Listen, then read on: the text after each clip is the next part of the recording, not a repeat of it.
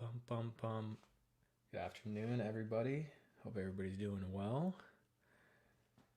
And as always, just checking to make sure that everything is working here. And let's see. At some point, I'm going to trust these platforms. But until then, I have to do the sound check, which helps out, lets people come in. So there I am. All right, am I live? Yep, I'm live. I can see that it is working. Perfect. So, uh, I didn't think it was a very controversial article, but yeah. So yesterday's State of MedTech article was about whether a physician's social media following is more important than their degree, and not it didn't blow up as much as I thought it might. So far, I mean, in terms of how many times it's been read, it's in the thousands right now. But it's getting it's almost getting close to being ratioed, where there's more comments than likes. But right now we're up to 34 comments, but a lot of positive things, and more specifically, hearing from a lot of physicians about how this really resonates with them, and they agree. But of course, I did get privately messaged by other people, some physicians, some industry, who had a problem with what I wrote. Um, and so I don't want to out anybody here, right? But I'm going to read some of those messages.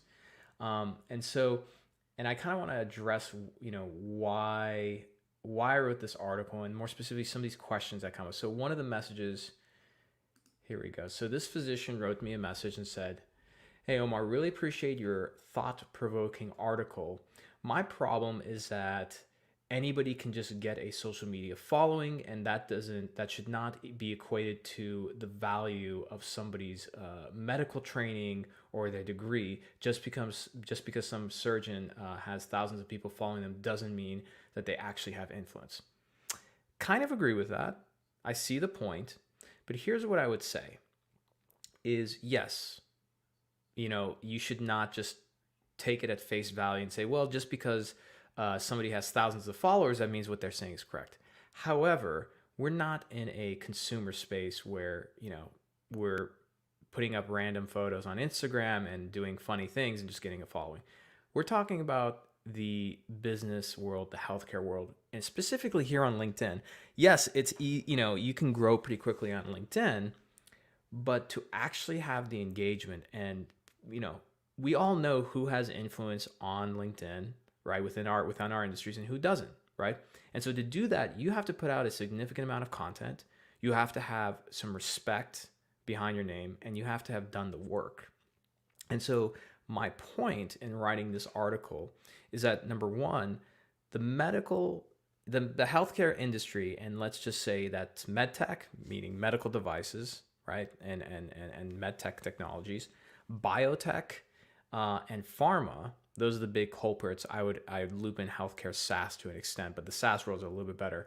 But the traditional healthcare companies, again, medtech, biotech, and pharma, still have this really outdated way of evaluating things, which is who's been on podium, who's the head of the department, who, and the problem, there's nothing wrong with that. Again, as I outlined in the article, those are the ways that you definitely should continue evaluating somebody's influence. But if we're going to talk about the breakdown of influence and persuasion, those are all pieces related to authority, right? Being on podium, you don't, unless you're there in the physical room, there's no social proof behind that. All the principles of persuasion, there's 6 of them. The main one that's at work is authority. Who's published the most? That's an authority piece as well. Social media and digital reach has a lot more baked into it, which is why, people have put more value in getting a social media following. Because let's look at the social media following. That right there, that's social proof. That's one persuasion point.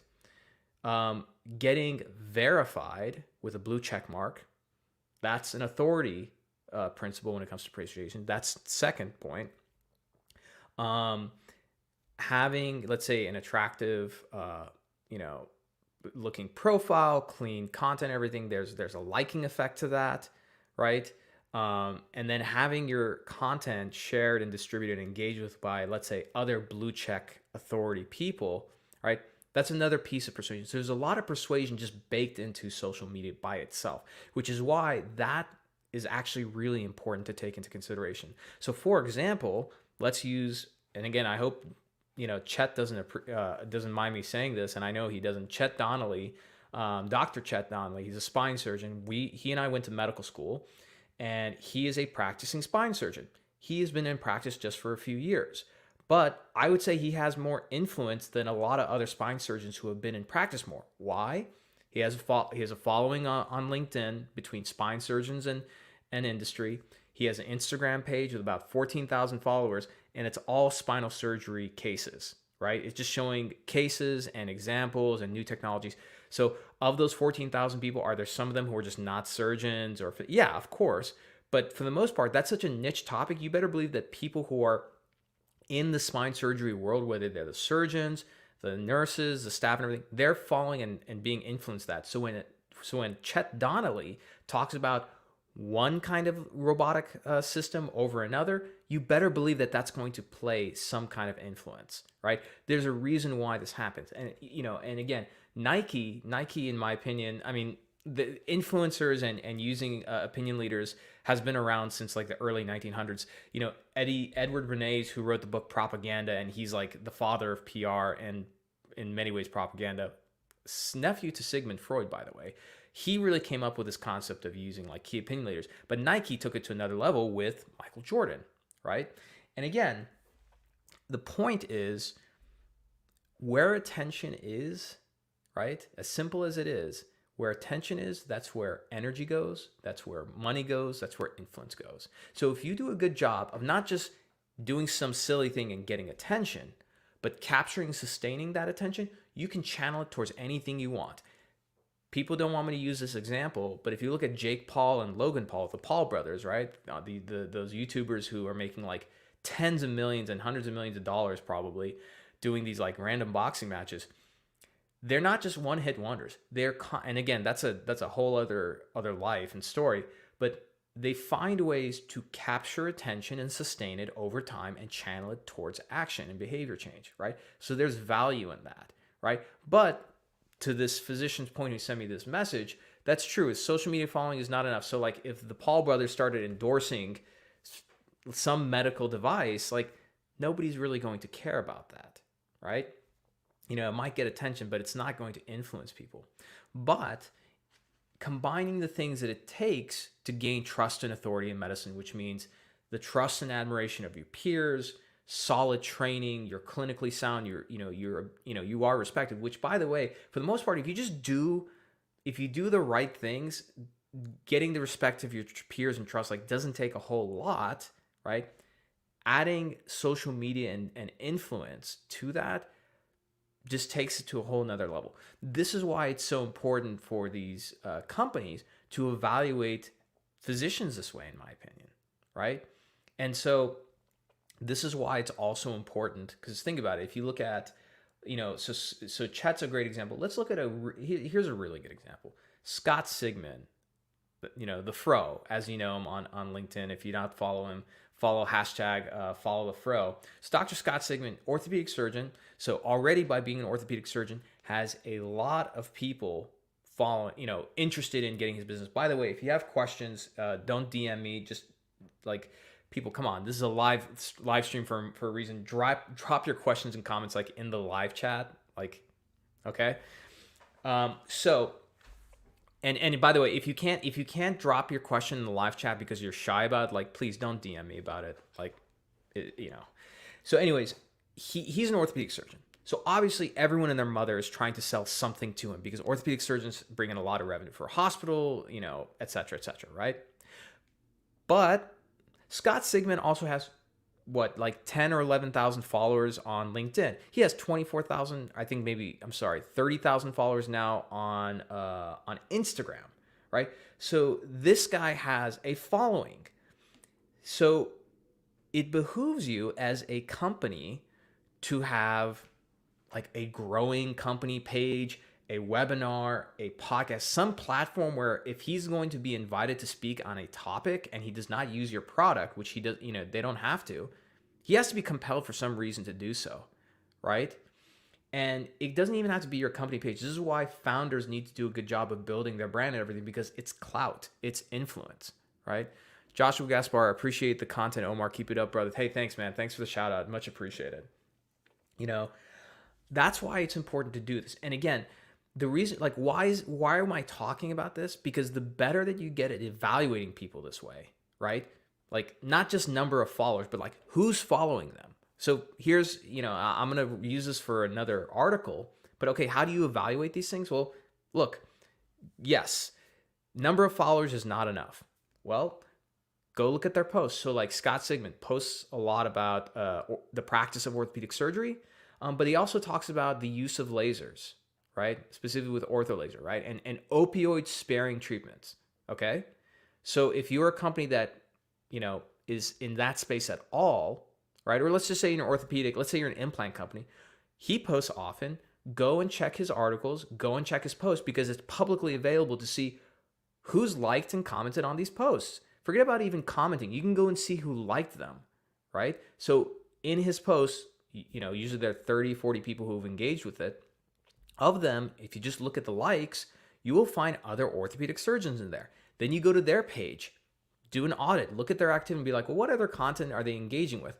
Oh, look, there's this other orthopedic surgeon that we did not know about named Don Buford. That's how I discovered Don Buford. Don Buford is like the best thing for the biologic world because one, he puts out great content, and two, which I love this about him, he calls bullshit on a lot of bad companies in the biologic space, because it's just full of a lot of people who are trying to just shill out terrible products, right? So I love his stuff for that.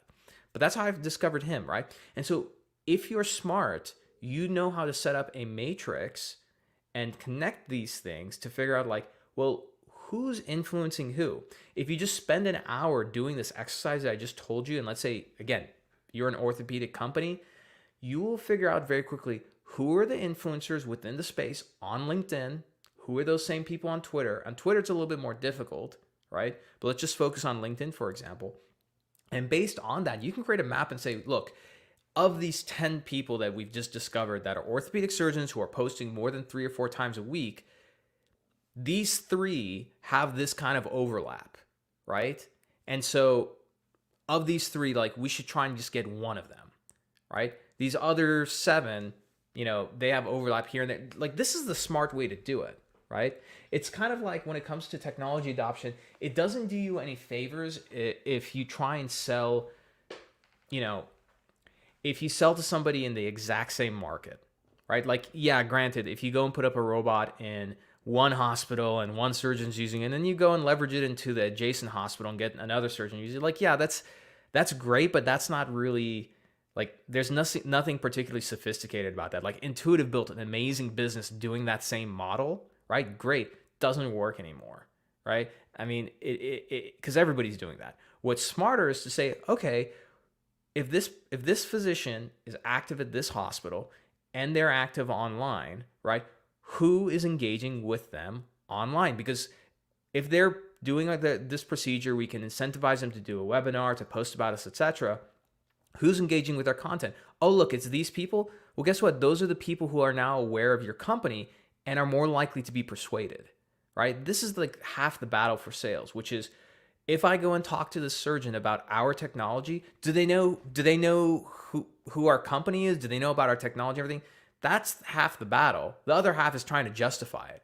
But if you use content and physician influencers online the right way, you just make this this guessing game so much you take the guessing out of it. You're actually using data qualitatively and quantitatively to answer this question, right? I've been talking about this ad infinitum since 2014, 2015. And what's frustrating for me is that with all of this proof, there's a lot of data points. I put just a tiny fraction of data points on here. There's still people who want to, again, come into my messages and debate me because they don't, they lack the courage. Like everybody, look, everybody's a tough guy and a badass within like private messages. But like, if you really believe in something, like throw it in the comments, have the debate with me. And the people, whether it's a physician or a lot of so that was one physician. The majority of the messages I got usually are from like old salty industry execs. Look, come on the show. I'll have you on. I'll have a very civil debate with you. I would love to have you on. So the people, who I'm talking to, by the way. There's a couple of people who know exactly who they are, and they're gonna watch. They're not. I don't know if they're on this live, but they're gonna watch this. I'll have you on the show. We'll have that debate, right? But I don't know. You don't have a leg to stand on because the data supports this thesis. So that's those are some of my thoughts. Let me go and see if there's any comments or questions. So people are watching, people are shy. That's okay. You can just watch and hang out. But yeah, let's let me dive in on a couple other things. So one of the things that somebody asked me was why key opinion leader, not key opinion leader. I'm sorry. Why physician influencer and not key opinion leader, right? Or digital opinion leader. So I like that term, digital opinion leader. Here's the thing though, when you are an opinion leader, right? You have an opinion about something. That's it, right? So if you are a KOL for, robotic disectomies, as an example, or you're an opinion leader for minimally invasive prostatectomies, you're a KOL for that. So the moment you go outside of that, like you might have some swing, but not so much, right? Because then there's other groups of people and procedures where maybe you do this procedure, but they're gonna be like, who the hell is this person, right? The difference between a KOL and a physician influencer is that when you're an influencer, you influence anything you touch, right? And that's, if you look at the social, if you look at the consumer world, that's pretty much what it's based on. So like, for example, perfect example, Joe Rogan. Joe Rogan is not an opinion leader. He's not a KOL. He is an influencer because Joe Rogan, through his content, right, has gotten to a point where people trust him and they like him. So when he talks about athletic greens or Traeger grills, all these things are so completely different from each other, right? They're not even the same stratosphere of things, right? Like, he talks about and I'm putting out all these companies. I'm not going to get a single dime for sponsorship. This VPN, I can't remember the name of this VPN server thing. Again, these are all different, right? But he's able to influence people to adopt those products because of that content and brand. Because why, right? Does Joe Rogan have the same type of person from the same kind of industry coming on? No, these people are from all walks of life. Why? Like, think about that. Why are you so influenced by what Joe Rogan uses? It's because of the persuasion baked in. Look, social proof. Millions and millions of people listen to his show, right? There's one. Authority. He's had athletes, politicians, scientists, all kinds of people coming up on his show, right? Scarcity. There's no other show which has had like these types of people come on, right? There's a scarcity principle there. Liking is really persuasive. So Joe Rogan, right, is very likable. Okay, he's a guy's guy, so he does jujitsu, he's a fight commentator and everything, so he appeals in one way to one group of people. He's obviously well read when it comes to science and political issues and everything, plus because of the people that come on, that appeals to another group of people, right? So all these pieces of persuasion stack up on each other. Versus a KOL, it's very much siloed off in like one specific area, right? That's the biggest thing. Daigo, thank you so much for the shout out. If anybody's listening, Daigo, I'm gonna put you on the spot here. Daigo Tanaka, Tanaka. Go follow him. This guy is a software engineer, brilliant guy, and he has this incredible product that essentially takes data from all these like random areas, like whether it's your CRM, et cetera. He builds this digital pipeline and puts this data in a beautiful, clean way so you can just look at it as your source of truth, and it maintains it. So yeah, shout out to Daigo. You should definitely check that out. So Daigo has a question. If you were a practitioner busy with your patients, how would you craft the day and how much time would you invest each day so you can build a presence on LinkedIn day to day? It may sound daunting. That's a great question. Great question, Daigo. So, I think you're absolutely right. I think what physicians, and I can speak very closely, what physicians will always do is they look at the best example, right? Let's say myself, and say, oh, if I'm going to be on LinkedIn, I have to do videos, I have to do this, I have to do all these things. What I tell physicians is just if you look far off into the distance as to what you are trying to become, while that can be very encouraging, inspiring, and motivating, there's also a lot of pressure and fear where it's like, your brain's just going to get turned off. It's going to be too much work, right? That's the key. The trick is to think about a system, not a goal. And a system means what's one thing you can do every day that builds a skill set that gets you to that point, right? And one simple thing I tell physicians is that take 15 minutes every day. You can do this like 5 minutes here, 5 minutes there, but just 15 minutes. First 5 minutes, get up, just connect with people you want to connect with. Second 5 minutes, go and just scroll through your newsfeed. Check out, like, if anything pops up that's interesting to you, leave a comment and try and leave like a good comment. Like if you look at the article that I wrote, I mean, these are all really busy people, but like look at Corey Callandine's comments, Scott Sigmund's, Chet Donnelly. They all left like, Russell Bodner. They all left like really, good comments, not just like, hey, cool post, but they shared a thought or two. And then if you can write a little bit more on a certain topic, go for it. Just do those two things. That takes 10 minutes. And the last 5 minutes is, look, you're always reading as a physician. Take the article that you're reading, whether it's in Harvard Business Review or a clinical paper you read or something, either share the link with it, which, by the way, decreases your reach on LinkedIn, but I'm trying to make this as easy as possible. But share that article or take a screenshot of it and just write a few notes about like, hey, great piece here. Here's what I learned. And if you know the authors or they're on LinkedIn, just tag them. Throw in a couple of hashtags like medicine and whatever your specialty is, and that's it. If you do that every single day for a month, you will be astounded as to how quickly you grow. And more importantly, you've created a habit that's easy for you to do.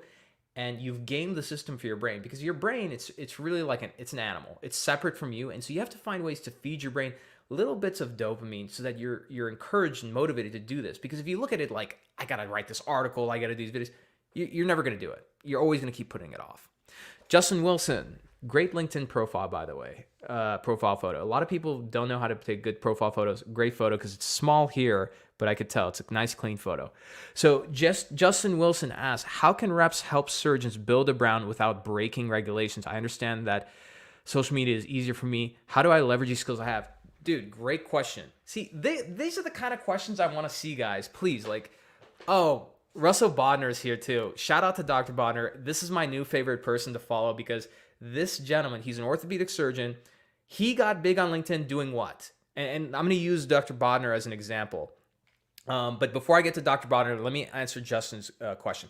Justin, I was in your shoes 5 or 6 years ago. The way you do this, and you're not going to break any regulations at all. Don't talk about your company. Don't make claims.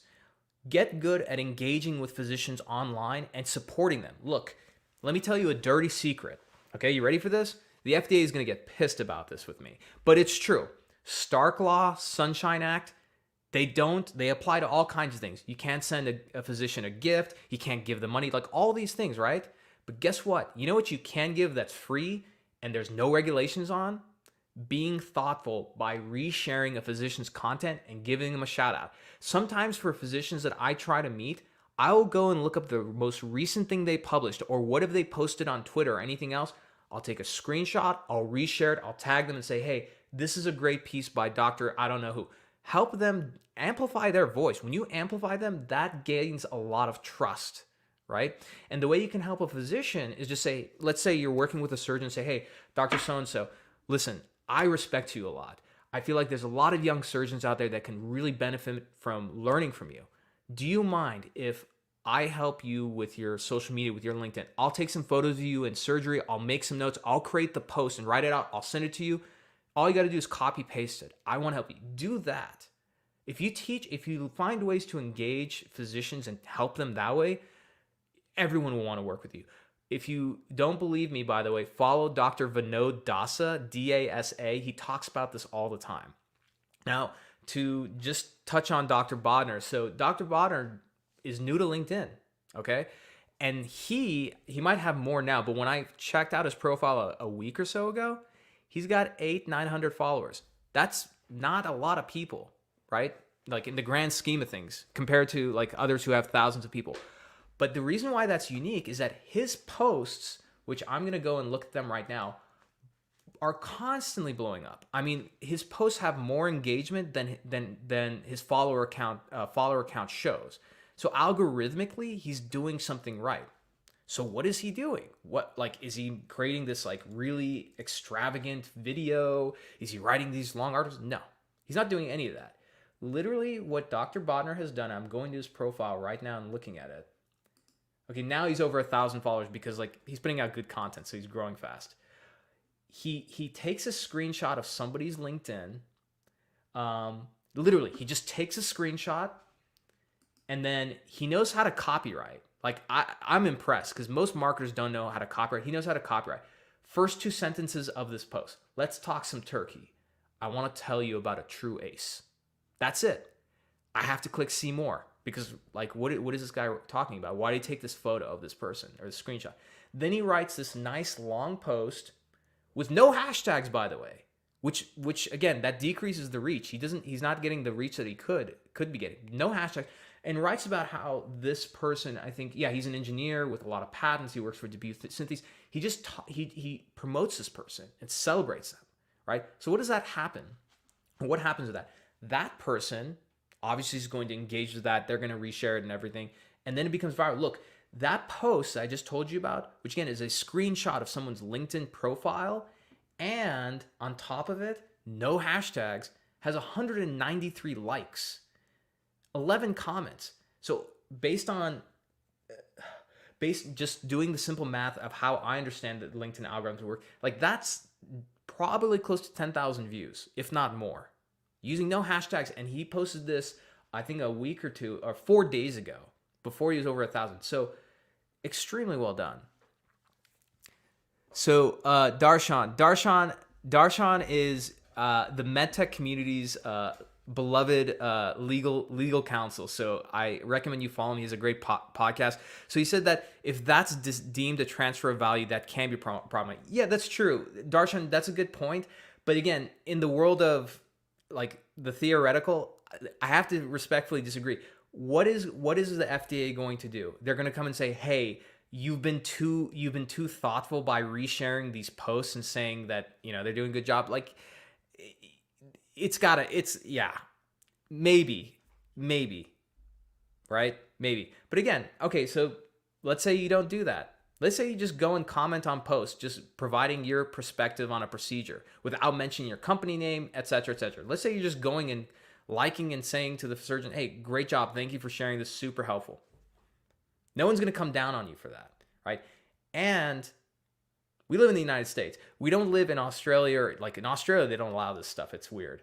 But in other places, you just don't. So that's, Darshan, good point, by the way. Very good point. And sometimes we should have you on the show. Again, if you guys aren't following him, Darshan Kulkarni, I'm sorry, like brown guy to brown guy. If I butchered your name, I'm sorry, man. But yeah, you guys should definitely check out Darshan. He has a really good podcast for all, at least the legal side of MedTech. I've been loving the conversations here. Let's keep it going. What other questions do you guys have? Because I'm gonna sign off probably in like 5 or 10. So if there are any other comments or questions, let me know. Please, for the love of God, put the questions in the comments here. I'm not like, I just got 3 direct messages from different people. I'm not taking direct messages. Put them in the comments. Dr. Bodner. Dr. Bodner, thank you so much for validating what I just said. Dr. Bodner said the post has 15,000 plus views. Tell me how to effectively use hashtags. My friend, I will send you a message right after this. I will do you one better. I'm going to do the research based on your specialty and area. I'm going to give you the exact hashtag groups or like group of hashtags you should use every time you just copy paste it. Dr. Bodner is actually I'm launching a podcast, The State of MedTech. Been doing some recordings. Perfect example. There's a lot of people with like tens of thousands, 50,000, tens of thousands of followers. Dr. Bodner floated up very high up on my list, and I'm interviewing him, I think in a couple of weeks. We got to get that scheduled though. But again, just because provides value. Look, most important thing, before I knew anything about Dr. Bodner, except that he's a surgeon, right, is his quality of posts, right, the engagement on it, like that influenced me. Like I'm telling you right now, look, I do this for a living. That influenced me. Before I even looked at this guy's follower count, I was like, I need to talk to this guy. I need to have him on my show, right? And then I remember being so surprised. I'm like, damn, look at how well persuasion works. Barely under 1,000 followers at the time, but I was like, still, like the persuasion was done at that point, right? And again, what makes it even more impressive is that Dr. Bodner he's an orthopedic surgeon at Northwestern. He's going to be really busy. I don't know if you've met an academic surgeon, but like they're really busy people. Aside from doing procedure and stuff, he's probably doing research. He probably has residents, so not easy. Dr. Bodner, thanks for sharing the data on that. And again, if you're listening to this right now, look up Russell Bodner, Bodner, on LinkedIn. I highly recommend following him. You'll thank me for it. So let's see if there's any other questions. So again, just, last thing I want to wrap up on before I sign off for the day is Justin Wilson. Hey, Justin, anytime, man. Thanks for the question. Hope you come back again for this. And by the way, just for the reps listening, like I'm going to be starting a live webinar series, meaning that it'll be like a Zoom call. As many reps as they want can come on live. We'll have a topic. I'll discuss it, but then I'll take live questions. And it'll be a forum where my thing is that I want to help reps as much as possible, right? I think that you guys don't get enough support. I don't think you guys get enough good training and education about these things. And then, at the end of every quarter, you get like whipped by your head of sales or by the CEO, and they're wondering why you're struggling. Well, they haven't invested in you, but I will. So anyways, the last thing I was going to say is that when it comes to this article that I just wrote, what I'm trying to do here is fit you guys all with a new pair of glasses. And once I fit you with this new pair of glasses, you're going to never look at the world the same again. You cannot unsee this. So now that I talked about this concept about physician influencers, go and audit it. Go on LinkedIn and start looking through these things. Check the hashtags that you know that are in your space, like in orthopedics, So again, simple things. You're an orthopedic rep. There's 2 hashtags for orthopedic surgery. There's the American version, which is PEDIC, and the British version, which is AEDIC. So the 2 different spellings of orthopedic, like little things like that. You got to know those things inside and out. If you're an orthopedic rep and you don't know the difference between those 2 spellings and why that occurs, shame on you, but that's okay. You know now and you know better. So like know your craft, know your space.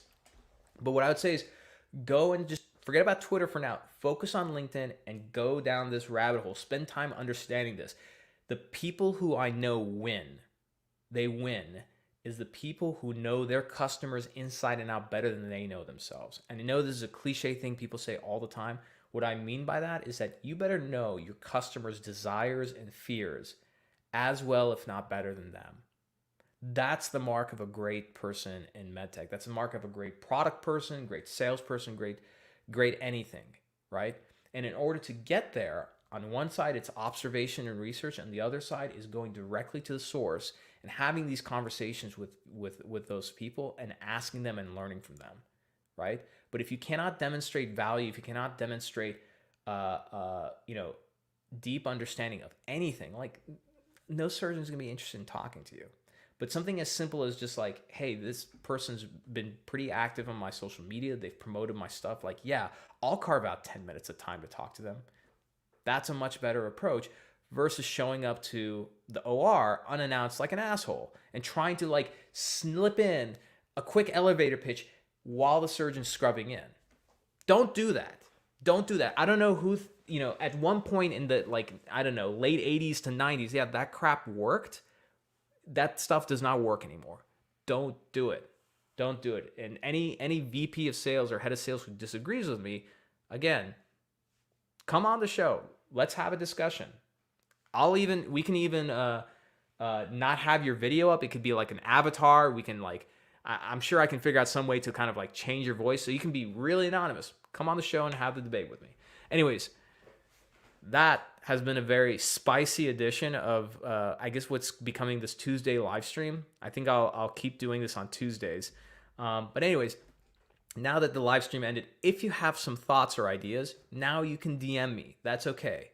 But again, guys, during the live stream, you have questions, please just like sack up and just like throw the question in the live stream comments. Okay, do not DM me. I'm not taking those questions. But anyways, whatever kind of content you guys are interested in, what questions you have, shoot them over to me. I deeply appreciate the engagement, and I love this industry. I really do. I really do. Sometimes I'm salty about it. But that's because, you know, I believe in our industry. I believe in what we can do. And more importantly, I believe in the future that we can build together with physicians. Isn't that beautiful? God, it just brings a tear to my eye. All right. That being said, I'm signing off. Thank you all, and I'll see you all next week. Bye for now.